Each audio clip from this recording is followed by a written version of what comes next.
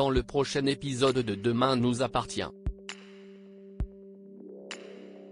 Tandis que Victoire tente de remonter le moral d'Arthur, Morgane confronte Sandrine. Nour, quant à elle, fait une crise de jalousie à Bilal, et Nicolas rend la promesse faite à Margot. Capture d'écran TF1. Attention, les paragraphes qui suivent contiennent des spoilers sur l'épisode de Demain nous appartient diffusé demain soir sur TF1. Si vous ne voulez rien savoir, passez votre chemin. Vendredi 19 avril dans Demain nous appartient. Victoire et Gabriel tentent de remonter le moral d'Arthur après sa tentative de suicide. Arthur continue de broyer du noir. Tandis que Marianne conseille à Laurence et Sandrine de l'entourer au maximum et d'essayer de faire des choses en famille afin de lui changer les idées une fois qu'il sera sorti, Victoire tente quant à elle de remonter le moral de son neveu. Elle explique à Arthur qu'elle voit beaucoup de personnes quitter l'hôpital en pensant que leur vie est foutue et revenir 6 mois plus tard pour une visite de contrôle en ayant vécu des expériences folles dont ils n'auraient jamais osé rêver avant. Elle est certaine qu'il va réussir à surmonter cette épreuve et cette discussion semble faire du bien à Arthur. Mais une fois hors de la chambre, Victoire tombe le masque et craque. Elle essaye d'être forte devant l'adolescent mais en vérité son amputation la bouleverse elle aussi. Morgane, quant à elle, rend visite à Laurence et Sandrine pour prendre des nouvelles d'Arthur et leur demander si Gabriel peut venir le voir.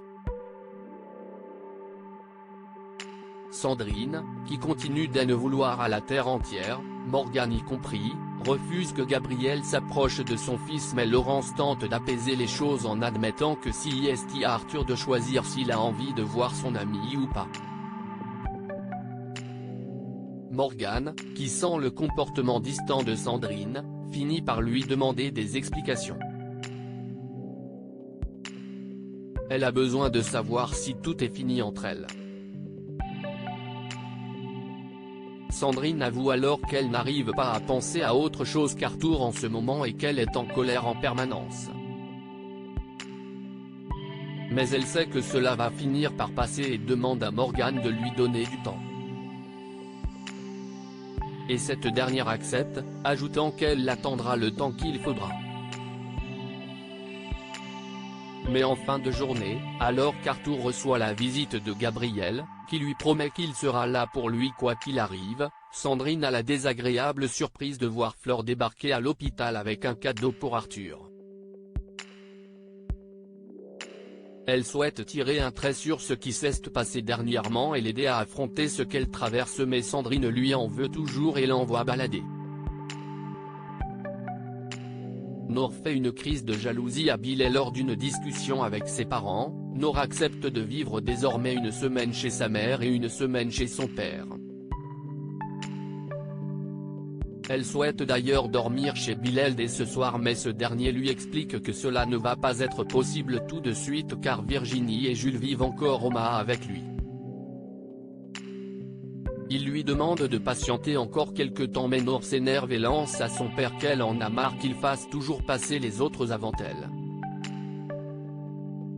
Virginie, de son côté, doit également faire face à la colère de Jules, qui lui en veut d'avoir changé leur plan et ne peut envisager de rester à 7.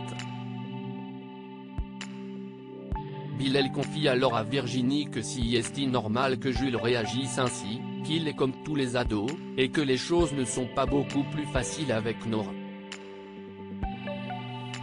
Il assure en tout cas à Virginie qu'il sera toujours là pour elle et la femme de Corca semble rassurée de savoir qu'elle peut compter sur lui.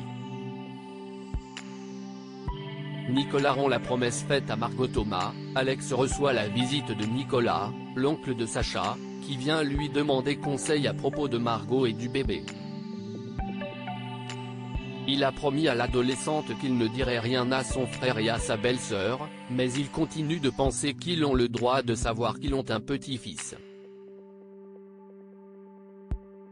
Alex explique à Nicolas que Margot leur en veut toujours beaucoup mais admet qu'il pense avant tout au bien-être de César et qu'il pense que le petit a besoin de ses grands-parents dans sa vie. Après tout, Alex sait à quel point les secrets de famille peuvent être dévastateurs.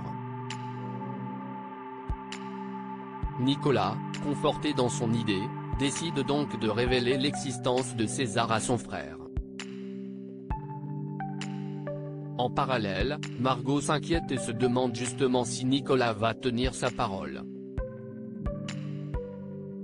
Elle raconte à Chloé et Rose ce que les parents de Sacha lui ont fait vivre et assure que même s'ils décidaient de lui verser une pension pour César, elle ne voudrait pas de leur argent.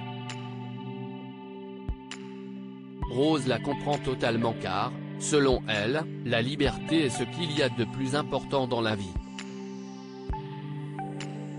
Plus tard, à Info 7, alors qu'elle vient installer ses affaires afin de commencer à travailler pour le journal, Anna remarque que Rose a acheté un cadeau dans une boutique pour bébé et découvre qu'il s'agit d'une turbulette rose. Rose prétend alors que la vendeuse s'est trompée et qu'elle en avait choisi une de couleur vert anis pour César. Mais en rentrant chez elle, Rose déballe la turbulette, la prend dans ses bras comme si elle portait un bébé, et se met à parler et à chanter une berceuse à un bébé imaginaire que l'on suppose être la petite fille qu'elle a perdue. Plus tard, elle se rend chez les Delcourt pour dîner et semble toujours aussi gaga de César. La bonne humeur qui règne dans la maison est pourtant de courte durée puisque quelqu'un vient frapper à la porte. Alex va ouvrir et Margot découvre qu'il s'agit de Nicolas, accompagné de Jean-Charles et de Natalia, les parents de Sacha, qui souhaitent rencontrer leur petit-fils.